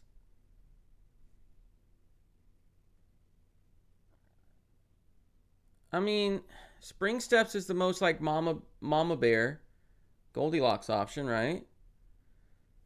Like, oh, we'll go to the one that's free, but like the teachers are underpaid and she's not going to be watched very well because there's just the ratios are fucking stupid. Right? All of these teachers have degrees. The price is modest. But some people do mention class size as a potential issue. And the other one is very expensive. And you might be able to pay it if you spend less time with your daughter and undergo malnutrition. Like, I understand the whole like anything is worth it, but I don't think that's good for her. You know what I mean? But I'm not gonna be like I'm gonna do it. I mean, I understand like she's 3, she doesn't have to be in school right now, but like, you know, preschools also can be a very good thing. I'm thinking, I guess Spring Steps probably, right? Anytime I see private school, I just think like hoity-toity, everyone's wearing polos and like there's nuns teaching class and shit. But these are like teachers with degrees. And class size is only a potential issue.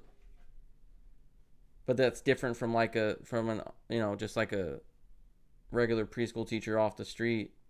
Because I don't think you don't need a degree to be a preschool teacher. You just need like free time and like be okay around kids, or at least tolerate them, and you can be like a preschool teacher because you're basically just like it's a daycare center. You know what I mean? Why do you keep saying malnutrition? They only said you're driving the back coffee at work instead of getting Dunkin' in the morning. Oh, for some reason I was thinking about like food. When you say swill, that's like, I guess that could be drink, right? But it's also like mud that like, swill's also like, deep in the swill with the most familiar of swine, for reasons wretched and divine. You know? Like in the mud. So I was just thinking food for some reason. Sorry. But like, I understand. God, I don't know, because like it sounds great. Gentle guiding hand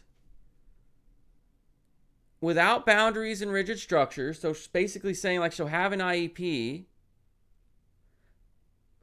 cutting edge resources, but to afford it, she would be spending less time away from her dad. And she already said, I like home better, even though she doesn't really know what school's all about. So how's that going to make it any easier of a transition for her, even with all those resources, if she's starting at a point where she'd rather stay home and not go to school, and now it's like, okay, you're going to school now, and not only that, but you're going to see a lot less of your dad. You know, that guy that's your friend and like you love spending all this time with him. Right after you said you'd rather stay home, you don't get to stay home, and even when you are home, he isn't going to be there as much because he's going to be working overtime. I think for now, we go with Spring Steps, and all the, like, we just did that without boundaries or rigid structure when we had a day of, like, we read, like, we learned things, but we learned it in a fun way. We read books, right? We played Candyland, like, you know, we learned, like, you know what I'm saying? Like we learned things that way. We learned how to use our imagination with the toys and stuff. So like if she just goes to, let's say, Spring Steps, has a teacher with a degree and can, keep up, and I don't have to work overtime to afford it. And then when she comes home, she can have that sort of, you know, hands-on type learning and, learning as we play type shit at home that we've been doing. I think that's the best option. Right? Like the last one has tons of benefits, but there's like it's a huge con that you don't get to spend as much time with your dad anymore. That sucks. Swivel first to bad coffee usually. Okay. I would say because I'm not going to take care of education myself fully. I think, if she's learning, it's best to put that in the hands of someone who like actually has, a degree in teaching. I know good ways to approach teaching. That doesn't mean I necessarily know how to teach, if that makes sense. I would know how to approach teaching for a girl like Willow. And I can, if need be, I can get on the phone and get up a teacher's ass about if they're not doing it right. However, yeah. We don't want to have the she's just this old, there's enough time for that later type stuff too much. Because then you will stunt their growth. I'm going to say Spring Steps. The teacher you speak to during your initial visit is quite nice, but she looks rather haggard. It's not long before the kids come in and you realize why. Whenever you pack 19 children under the age of 5 into a single room and provide them snacks and toys, things get very real very quickly. Almost as much time is spent diffusing conflicts and blocking escape attempts as there is with letters and colors. But Willow does seem to really enjoy it. Okay, that's good. She's enjoying it. Hey, she's enjoying it, right? It's undeniably helpful for her social skills as well. Within a couple of months, Willow has a group of friends from the school, some of which you see intermittently outside of it. Hey, she's got more friends now. As rewarding as it is watching Willow grow and learn, you realize that this was just the trailer. In a couple of years, you're going to have to contend with a feature presentation. Actual school. It's not her party, she'll cry anyhow. I mean, we picked a school decision, right? So I guess that's the end of it, and we'll learn what this it's not her party, she'll cry anyhow thing. Because I feel like that's going to be a whole different thing. Right? That's going to be like, it's her first time going to another kid's birthday party or something like that. Correct? So let's leave it there and pull up another game. Yeah. We figured it out. Willow will be going. She is going to Spring Steps. She's having a great time. All right, I'm going to throw up like a 9-second BRB.